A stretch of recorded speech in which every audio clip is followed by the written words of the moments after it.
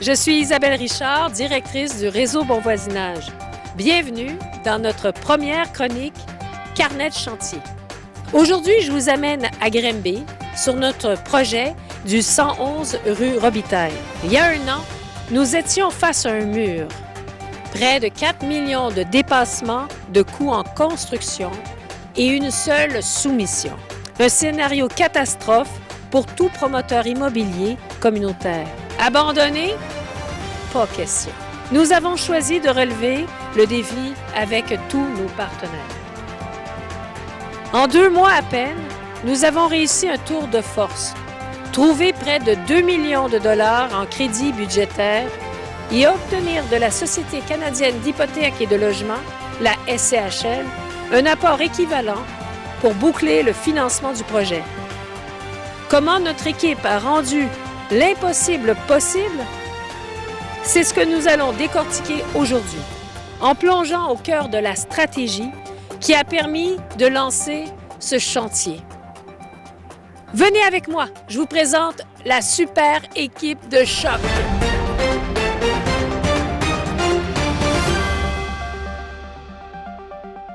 Marc Gaudreault, architecte de la firme Edifica, bonjour, qui a piloté ce véritable marathon technique. Maxime Gosselin, l'entrepreneur de Tijaro, qui a ramené le projet sur le terrain de l'agilité locale. Bonjour. Florence Lacroix, d'Entraide Habitat Estrie, notre tour de contrôle financière. Et André Plouffe, vice-président du réseau Bon Voisinage, le cœur de la mission. Bonjour. Alors, première question. Marc, en tant qu'architecte coordonnateur, comment as-tu pu mobiliser les ingénieurs en structure, mécanique, électrique et même les architectes de paysage pour revoir chaque matériau, chaque recommandation, sans sacrifier la qualité et la vision initiale du projet? Bonjour Isabelle. J'aimerais tout d'abord rappeler que pour Edifica, les habitations communautaires pour aînés du Québec, c'est un projet qui nous tenait à cœur, qui nous tient toujours à cœur, sur lequel on a travaillé pendant plusieurs mois en étroite collaboration avec Réseau Bon Voisinage, avec Entraide Habitat Estrie, avec tous les professionnels qui étaient impliqués dans le dossier. Donc, tout le monde a rêvé de ce projet, tout le monde a travaillé fort à la conception d'un projet de qualité, adapté à la clientèle qui allait habiter les lieux. 4 millions à retrancher dans un projet à l'ouverture des soumissions, c'est certain que ça peut surprendre, ça peut paraître inquiétant pour un client, pour la viabilité du projet. D'autant plus qu'on avait sur 4 entrepreneurs généraux invités une soumission déposée, donc ça ne nous donnait pas beaucoup de base de comparaison et d'échantillonnage sur le coût de ces travaux-là. Par chance, Tijaro, le soumissionnaire qui a déposé une soumission pour le projet, a rapidement collaboré et s'est montré proactif pour trouver des solutions et pour viabiliser le projet. Donc, avec les professionnels, les ingénieurs, l'architecte de paysage, le client, rapidement, un dialogue s'est installé pour identifier des pistes de coupure avec Tijaro et on a cherché dans toutes les directions pour identifier des pistes de coupure qui n'allaient, après ma barre, pas trop paraître et impacter le projet, qui n'allait pas trop se ressentir sur la qualité des logements, la qualité des espaces communs, la qualité des aménagements extérieurs. Donc, on cherchait à économiser le plus possible tout en conservant l'essence du projet qu'on avait depuis longtemps rêvé et conçu. Donc, l'équipe de Tijaro sont arrivés avec une proposition de coupure, une liste de coupures ciblées d'une 20aine de points qui allaient dans toutes les disciplines jusqu'à certaines clauses contractuelles. On cherchait à économiser le plus possible. Edifica s'est retourné avec les ingénieurs et l'architecte de paysage pour évaluer ces pistes de coupure-là, pour mesurer la portée sur le projet, qu'est-ce qu'on perdait, qu'est-ce qu'on laissait de côté en allant de l'avant avec ces coupures-là. Et à l'issue de cet exercice-là, on a réussi à dégager, somme toute, près de 2 millions de dollars en rationalisation Il en manquait toujours 2 millions. Et c'est là que l'équipe d'Isabelle, du réseau Bon Voisinage et du GART, Entraide Habitat Estrie, ils ont pris le flambeau. Ils se sont retournés vers les partenaires, bailleurs de fonds, pour essayer de dégager du financement supplémentaire qui permettrait éventuellement de viabiliser le projet. Et nous y sommes aujourd'hui, en chantier. Le projet avance bien et sera livré dans les temps. Alors, pour réussir à dégager 4 millions de coupures ou de pistes de rationalisation, chacune des disciplines, ingénieurs, architectes de paysage, initialement, la cible était de 4 millions. On s'est arrêté à 2 millions, mais la cible était initialement de 4 millions pour viabiliser. On se retourne vers nos plans et devis. Hein. On regarde qu'est-ce qu'on a conçu, qu'est-ce qu'on a prévu aux plans et devis, où on a de la marge de manœuvre, où on pourrait changer certaines choses, optimiser des choix de matériaux, des systèmes constructifs. Est-ce qu'on peut rapetisser certains éléments, certaines pièces, réduire la superficie du bâtiment? Donc, on se retourne vers toutes les avenues possibles pour dégager un maximum d'économies. Donc, on n'a pas eu à reprendre les plans et devis. On n'avait pas cette marge de manœuvre-là dans notre échéancier de réalisation de projet. L'échéancier était très serré. Il y avait une date de livraison et de fin de travaux déjà prévue et convenue avec les bailleurs de fonds. Donc, le projet devait être mis en chantier rapidement. On n'a pas fait de modifications aux plans et devis pour permettre, dans un processus normal, à l'entrepreneur de rechiffrer ces travaux-là ou ces économies-là. On a tablé sur des pistes de coupure. On a convenu sur des cibles à rencontrer. On a inclus ces modifications-là à la signature de contrat, du contrat avec l'entrepreneur général. Et maintenant, en chantier, on doit concrétiser l'ensemble de ces coupures ciblées-là, ce qui nous a permis un grand gain de temps en ne modifiant pas les plans et devis. On l'a fait après coup, après la signature du contrat. On a intégré ça par la voie d'une modification au contrat. Et ça suit son cours et les pistes de coupure sont en cours et à rencontrer. Question 2, l'audace de l'entrepreneur. Maxime, tu as été un acteur clé de cette optimisation en proposant notamment de remplacer l'acier par du bois québécois et en renégociant avec tous tes sous-traitants. Et dis-nous pourquoi, pour toi, c'était important de commencer le chantier à l'automne. Merci Isabelle. Excellente question. Ça me remet dans le processus des crédits budgétaires, mais moi je dirais que dans le fond, ça fait quand même 16 ans que je fais ce métier-là. Fait en période de soumission, systématiquement, on va regarder les méthodes de construction, les compositions, les matériaux, puis on va déjà commencer à identifier certaines pistes sur chaque projet, là, parce que les méthodes changent rapidement. Les balcons, c'est un excellent exemple de coordination parce qu'en changeant un élément technique qui était de raccourcir simplement les balcons, ça nous permettait structurellement de substituer l'acier par le bois, dans le fond. Fait en optimisant la dimension des balcons, bien, ça a fait en sorte que j'ai soulevé le dé, l'ingénieur en structure a été sollicité, il a refait ses calculs de charge. Nous avons calculé que c'était possible de le faire en bois et non en acier. Ça impliquait aussi architecture, dans le fond, parce que le design changeait un petit peu. Puis au même moment, bien, on a décidé d'aller avec des balcons en aluminium, utiliser un parement en aluminium au plancher, au lieu du fibre de verre, qui est une optimisation, dans le fond. Tant qu'à moi, on a un produit qui est supérieur. Fait que dans cette modification-là, dans le fond, il y avait plusieurs intervenants qui étaient sollicités. Fait que c'est un excellent exemple. Moi, ce que j'avais dit cet automne, j'ai dit, tu sais, le temps joue contre nous, puis je pense qu'en optimisant près de 2 millions de crédits budgétaires, ça va être bénéfique pour le projet. Puis le temps nous a donné raison parce qu'en débutant les travaux à l'automne 2025, ça nous a permis de ne pas subir les hausses liées aux pénuries de carburant. Donc, en plus d'avoir les économies liées au crédit budgétaire, bien, on a évité les hausses qu'on aurait subies si on avait commencé le projet au printemps 2026. Fait qu'aujourd'hui, on peut se taper dans les mains et être content. Mais c'était la bonne décision à prendre. Puis oui, dans le volet local, sur chaque projet, c'est important, je trouve, de redonner à la communauté, dans le fond, de faire travailler les gens, les gens locaux. Fait que, comme dans le cas des gardes-corps ici, dans le fond, j'ai parlé d'un sous-traitant qui était local, j'ai parlé qui faisait travailler des gens locaux. Fait que c'est un petit peu ça. Il y a certaines disciplines qui nous permettent de le faire. D'autres où c'est des matériaux un petit peu plus normalisés qu'on doit s'approvisionner un peu partout au Québec. Mais on a tout le temps une sensibilité à redonner à la communauté quand on fait un projet de construction dans une ville. Donc, Alors, je voulais savoir si acheter local a un impact réel sur des crédits budgétaires.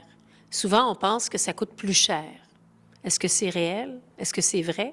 Bien, Isabelle, il y a une économie majeure à faire en achetant local. Puis en plus de ça, c'est une économie qui est circulaire. Donc, on achète local, on a la matière première locale, on fait travailler des gens d'ici. Donc, définitivement, oui. Certaines sphères de travaux vont être plus avantageuses, comme l'excavation. La proximité des matériaux va diminuer les GES, va faire en sorte qu'on est plus efficient dans la façon qu'on travaille. Puis le projet ici, c'est le meilleur exemple. Je veux dire, on est entouré d'un bâtiment qui utilise du bois québécois.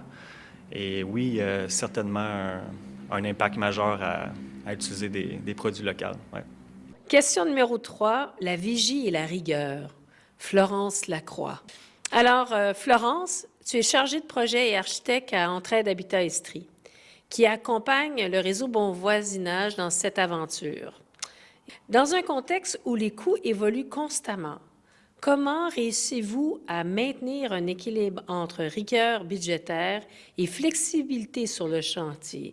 Bien, premièrement, au niveau de la rigueur et de la vigie, quand on parle de changement sur un chantier, c'est sûr que c'est premièrement le suivi des surcoûts, des imprévus et des contingences vraiment tout au long du chantier. Donc, pour ça, je pense qu'on est vraiment une super équipe, là. Moi et toi et aussi Edifica et Tijaron ensemble, on a vraiment un bon suivi quand vient le temps de parler de modifications et de surcoûts. Donc, en fait, par exemple, avec Edifica, on a vraiment un tableau de toutes les modifications. Puis Maxime aussi nous fait un suivi toujours très rigoureux. Donc, ça fait qu'on sait toujours où on est rendu au niveau des contingences, des surcoûts. Et ça nous permet d'être très réactifs quand il y a un nouveau surcoût qui arrive. On sait où on se situe, puis on peut prendre des décisions plus rapidement. Ensuite, c'est sûr qu'il faut vraiment prendre le temps d'analyser chacune des situations. Donc, parfois, la première solution qui nous apparaît, c'est pas nécessairement la meilleure. Il faut analyser tous les côtés d'un changement. Donc, que ce soit, oui, au niveau des coûts, mais il faut aussi regarder l'impact que ça peut avoir sur l'échéancier de construction et sur le bien-être futur des occupants. Donc, c'est important, encore une fois, c'est la collaboration de tous qui entre en jeu. Donc, qu'on puisse analyser tous les côtés de chacun des changements. Puis, je dirais qu'il faut aussi être un peu créatif. Donc, faut pas s'arrêter justement à la première solution qui semble la plus évidente. Parfois, ça vaut la peine de faire le tour, de demander aux architectes, aux ingénieurs, à l'entrepreneur aussi, dites-moi toutes les solutions en ce moment qui s'offrent à nous. Puis après ça, de faire le tour. Puis parfois, on peut être surpris, c'est pas nécessairement la solution, la première solution qui nous aurait apparu la plus évidente pour laquelle on va aller. Parce que, par exemple, pour cette situation-là, ça vaut plus la peine de prioriser l'échéancier de construction, par exemple, que le coût le plus bas. Donc, c'est tout le temps de jouer, de faire des compromis, puis d'avoir un portrait global de la situation quand on arrive face à des changements. Parfois, c'est dur de faire des choix. Je prends l'exemple justement de la salle communautaire et de la cuisine. Parfois, juste savoir c'est qui a le dernier mot. Idéalement, c'est le client qui a le dernier mot parce que c'est son projet, donc c'est le réseau Bon Voisinage. Mais je pense que, comme je dis, c'est un travail d'équipe, puis faut voir tous les côtés de la situation. Mais après ça, c'est sûr qu'on met ça entre les mains du client, puis c'est votre projet. Au final, c'est vous qui allez être dedans à tous les jours. Donc, l'important, c'est que vous soyez bien avec les décisions qui sont prises.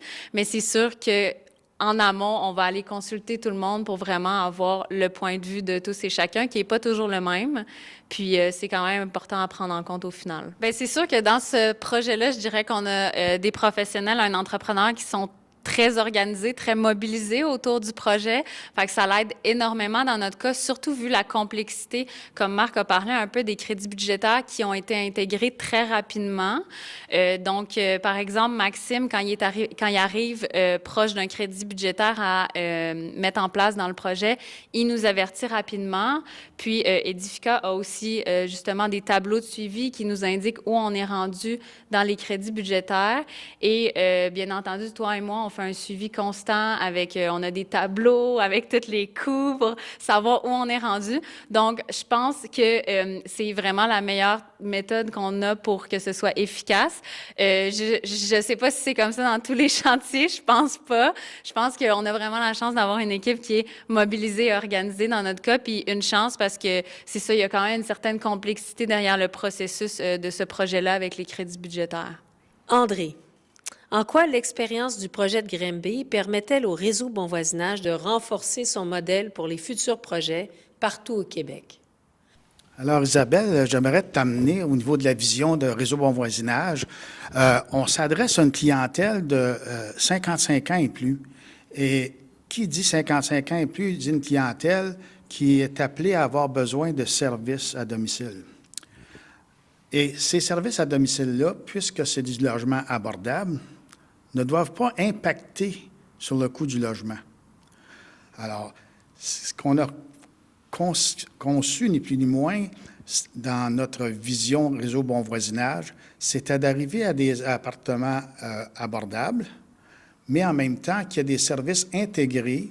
Et pour ce faire, on a tout simplement maillé des services déjà existants dans la communauté, qui est les services du NESAD, une entreprise d'économie sociale en aide à domicile, qui permet de pouvoir maintenir les gens dans leur domicile.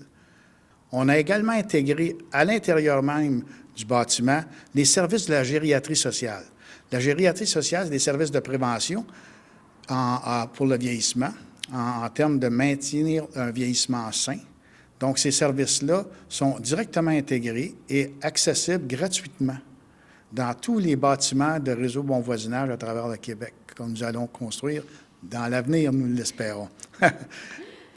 Alors, face à ça, on avait questionné la clientèle 55 ans et plus, qui est impactée beaucoup au niveau de la financier, mais qui est impactée également au niveau des changements physiques qu'ils peuvent vivre. Et puis, c'est pour ça qu'on a décidé d'amalgamer ces services-là dans le projet et d'en le répliquer à travers nos autres projets. C'est ça la vision Réseau Bon Voisinage à la base, parce que les gens nous ont dit une chose bien importante. On ne veut pas se retrouver à exister dans un appartement isolé. On veut, avec nos pertes, on ne veut pas exister isolé avec nos pertes. On veut vivre avec ce qu'on est encore capable de faire et on a besoin de soutien pour ça. Lorsqu'on veut créer un milieu de vie, ça veut dire que c'est ancré dans la communauté, c'est-à-dire en lien avec toute la communauté. Donc, la gériatrie sociale a un grand rôle à jouer là-dedans parce que c'est le pont, ni plus ni moins, qui maintient les gens loin d'isolement, qui permet d'avoir des activités à l'interne ici, de développer un réseau social aussi, ce qui fait que ça devient un milieu de vie non seulement parce que le bâtiment est évolutif et adaptable selon les changements de la personne, puis qu'il y a des services dedans aussi, mais en plus d'avoir un bâtiment adaptable, on a une équipe interne qui s'assure qu'il va y avoir une vie sociale, qu'il va y avoir une vie communautaire à travers le temps qui passe. La particularité du Réseau Bon Voisinage, c'est qu'on a utilisé les principes de l'économie sociale, c'est-à-dire pour pouvoir maintenir des logements abordables, il faut faire participer des gens qui ont différents niveaux de capacité financière. C'est pourquoi on a divisé un peu l'édifice en 3 secteurs, même si c'est mélangé les logements. Là. Il y a le logement qui est abordable, conventionnel, là, qui est légèrement en dessous du prix du marché. On a des gens qui vont avoir un logement qui est au prix du marché, moins peut-être un certain montant. puis on a des gens qui vont tout simplement aller dans du logement subventionné. Le fait qu'on ait divisé ça en 3 strates comme ça nous permet de maintenir du logement abordable et des services sans qu'il y ait des différences de coûts là, qui pourraient dépasser la capacité de payer les gens. Alors, merci Marc, merci Maxime, merci Florence, merci André. Votre expertise prouve qu'avec de la rigueur, de l'agilité et de la transparence, et je rajouterais de l'engagement avec les partenaires, tous les partenaires, que ce soit la Société canadienne d'hypothèques et de logement, le Fonds immobilier de la FTQ et la municipalité de Granby, on peut bâtir réellement du logement social et communautaire de grande qualité, malgré la crise, malgré le pétrole, malgré les frontières. Pour nous, ici, il n'y a pas de frontières. Le chantier de Granby est lancé, les fondations sont solides et nous visons toujours d'engager 1000 unités d'ici 2030. Alors, on se dit à la prochaine. Merci beaucoup.